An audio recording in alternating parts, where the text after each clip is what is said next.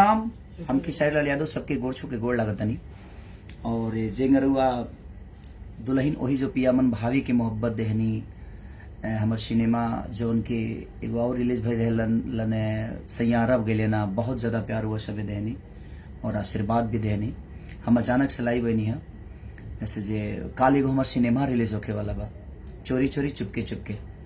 जो उनकी ऐसी फिल्म के बैनर से बनल बा और प्रशांत निशांत जी ओकर डिस्ट्रीब्यूटर बनी और बहुत योगदान भी वो प्रशांत निशांत के भी बा। तो हम चाहब कि लोग इतना प्यार हमेशा गाना से लेके सिनेमा से लेके अपने बेटा के इतना प्यार और आशीर्वाद रवा से भी दिले कि हमेशा हम गदगद रह ले रहा सबके प्यार और आशीर्वाद से।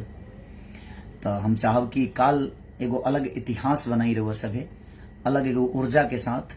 ऐसे जे हमनी के भोजपुरी जिंदा तभी रही जब सिनेमा हॉल में रहो सभे जाके और अपन प्यार और आशीर्वाद लुटाए। अब भोजपुरी के जिंदा रखल हमनी के काम नहीं खे रहुआ सबके भी काम बा रहुआ सभे और एगो बहुत खूबसूरत सिनेमा बनल बा हमार कॉमेडी के अंत बहु रहो लगी जौन कॉमेडी हमार देखी ले उस एगो मैंने समझ ली कि उतना कॉमेडी हम आज तक ले कोनो सिनेमा में नहीं की गई और इतना खूबसूरत गाना भी बा में ओकर डायरेक्टर मानिए रजनीश मिश्रा जी बनी हमारे बड़े भाई और अबे भैया ओकर प्रोड्यूसर बनी निशांत उज्जवल जी ओकर डिस्ट्रीब्यूटर बनी। आज छपरा से लेके सिवान से लेके जितना भी बड़ा बड़ा हॉल बा हर जगह लागता मोतिहारी से लेके सीतामढ़ी से लेके मैंने हर जगह लाग रहा बा जौन जौन बड़ा सेंटर बा गोपालगंज से लेके मैंने जहां जहां बड़ा सेंटर बा वो जी निशांत जी लगौले बनी वो सिनेमा के। तो काल रुआ सभी इतना प्यार दी और 17 सितंबर के विश्वकर्मा डे के ढेर सारी शुभकामना रुआ सबके। और एगो फालतू चैनल से हमारे एगो गाना भी आज रिलीज भइल बावे चुनरिया चुनरिया पिया हो चुनरिया पिया ले ले हलक की चुनरिया पिया और बहुत खूबसूरत गाना बा। एक म्यूजिक डायरेक्टर आर्या जी बानी लिरिक्स राइटर यादव मुकेश और बहुत खूबसूरत रक्षा गुप्ता जी में काम के लिए बड़ी और बहुत बढ़िया ही गाना बावे मैंने देवी भजन पहला हमार छूटल बा तो ओकरो प्यार बहुत मिलत हवे और फालतू चैनल के भी लोग प्यार दी आशीर्वाद दी। तो ढेर सारा मोहब्बत के साथ काल रो लोग एगो अलग ऊर्जा के साथ खेसारी के मोहब्बत देवे खातिर प्लीज हॉल जाई और जब तक ले रो लोग हॉल में ना जाब तब ले अपन भोजपुरी जिंदा ना रही। ऐसे जो भोजपुरी भाषा के बचावे खातिर सिनेमा बहुत योगदान देला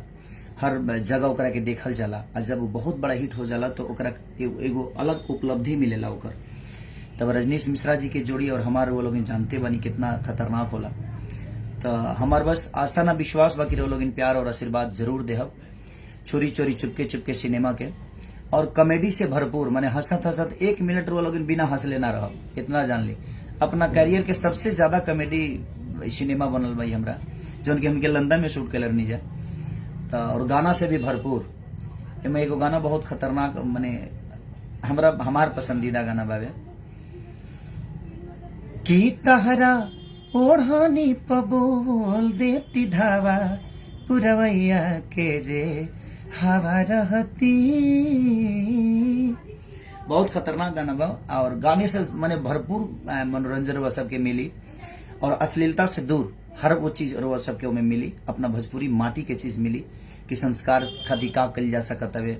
बेटी के केंगा रहे के चाहिए बेटा के केंगा रहे के चाहिए बहुत सारा चीजों में समाज से जुड़ल चीज बा। तो लोग अपन प्यार और आशीर्वाद काल हर हॉल में जाके और अपन प्यार और आशीर्वाद लुटाई और चोरी चोरी चुपके चुपके के ढेर सारा प्यार दी। Love you all, thank you so much all हमें प्यार करने वाले, लव यू।